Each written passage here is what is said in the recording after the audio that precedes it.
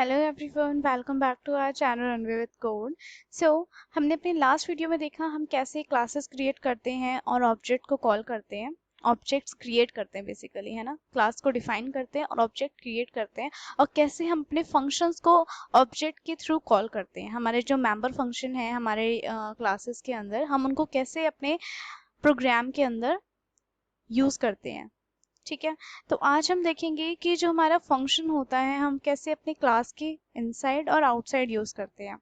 क्योंकि जब हम क्लास डिफाइन करते हैं, लाइक हमने यहाँ पे क्लास बनाई, तो इसके अंदर बहुत सारे फंक्शंस हम इन फ्यूचर यूज करेंगे, क्रिएट करेंगे। ठीक है, तो क्या होता है, हमारा जो क्लास है वो बहुत ज़्यादा मेसी हो जाता है और फिर रीडेबिलिटी ऑफ कोड थोड़ा नहीं रहता है।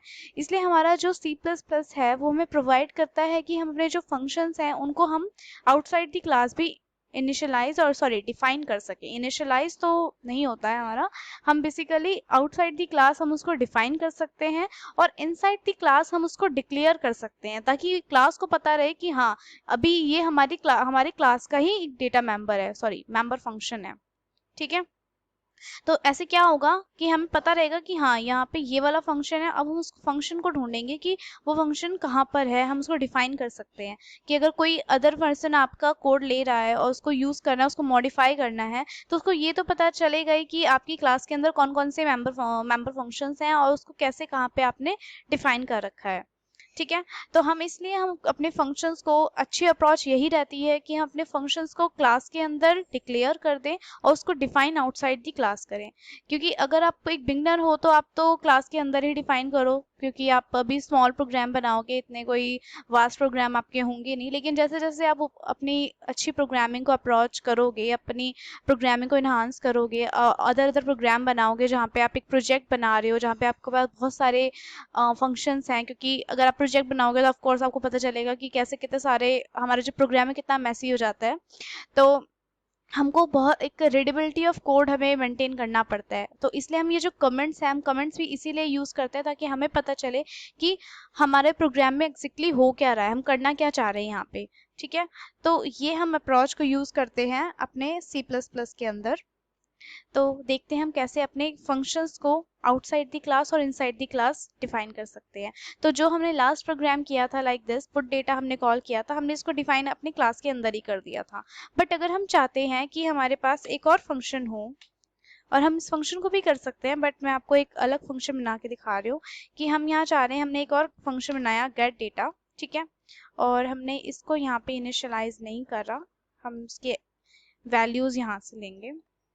हम यहाँ भी ऐसे कर सकते हैं, हम बोलेंगे यूजर को कि enter the value of A and B.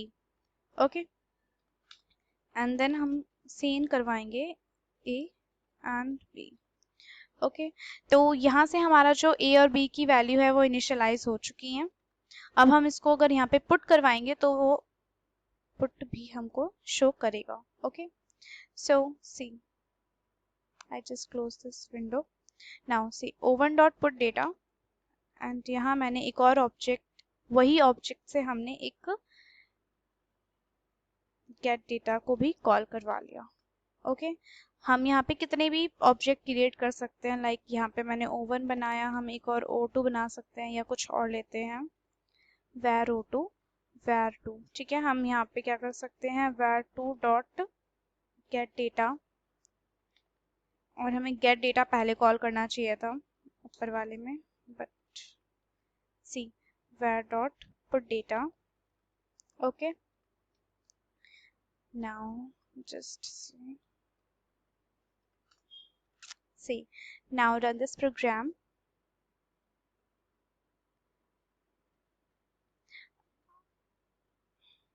See, 0 error and 0 warnings. Okay, now build this program. See, enter the value of a and b. तो हमने एंटर किया 55 and 22। Value of A is 55, B is 22। Now हमने एक और object बनाया था, इसलिए दोबारा हमको दे रहा है कि enter the value of A and B. तो हमने बोला 88 and 12। See, value of A is 88 and B is 12। ठीक है, तो जितने आप ऑब्जेक्ट बनाओगे वो सारे ऑब्जेक्ट एक ही फंक्शनैलिटी को यूज करेंगे, क्या, क्लास की। ठीक है, इसीलिए क्लास को ब्लूप्रिंट कहा जाता है ऑब्जेक्ट्स का। तो ये जितने भी हमने O1 बनाया, var2 बनाया, आप कितने भी बना सकते हो, वो सारे ऑब्जेक्ट्स जो होंगे एक कॉमन प्रॉपर्टी फॉलो करेंगे जो इस क्लास की होगी। ठीक है, वो सारे ऑब्जेक्ट ये सारे फंक्शंस को यूज कर सकते हैं।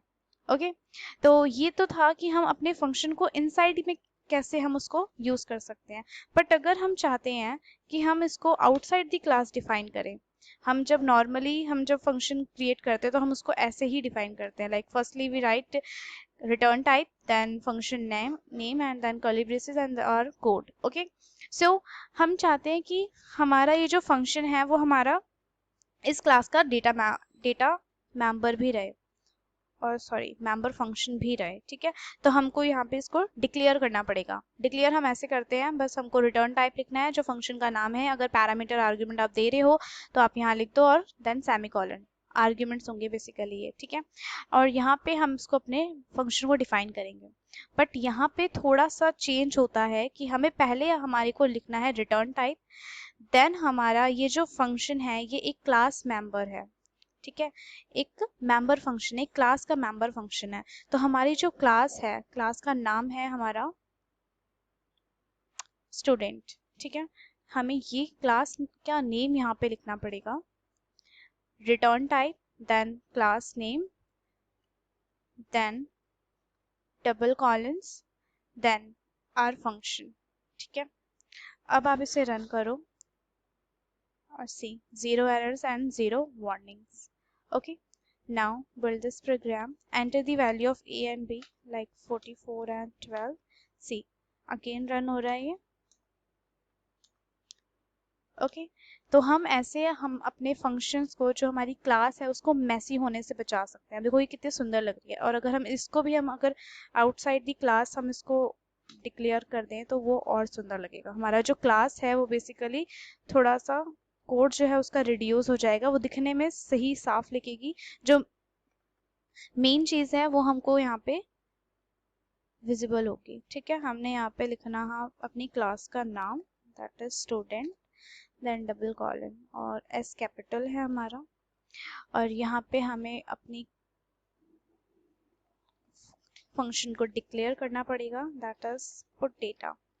Okay, so see again 0 errors and 0 warnings. So log, see 0 error and 0 warning. Now A and B is 67 and 23 and 87 and 44. So that is how you can use your function outside and inside the class. Okay, see अब ये class कितना छोटा लग रहा है। ठीक है, तो यही करने के लिए हम अपनी क्लास के जो डेटा मेंबर फंक्शंस होते हैं उनको आउटसाइड दी क्लास यूज करते हैं। ठीक है, बस यही था इसमें, और कोई ज़्यादा चेंजेस नहीं होते हैं। बस हमें अपना return type, then class name और then double colon and then अपना फंक्शन का नेम लिखना होता है, और फिर वो जो फंक्शन डेफिनेशन है वो डाल सकते हो यहाँ पे। ठीक है, तो I hope it is clear to you, और अगर आपको ये नोट्स चाहिए होंगे तो आप प्लीज़ डिस्क्रिप्शन में चेक करिएगा, और अगर आप न्यू हैं चैनल पे तो please subscribe and like this video and share with your friends please. Thank you so much.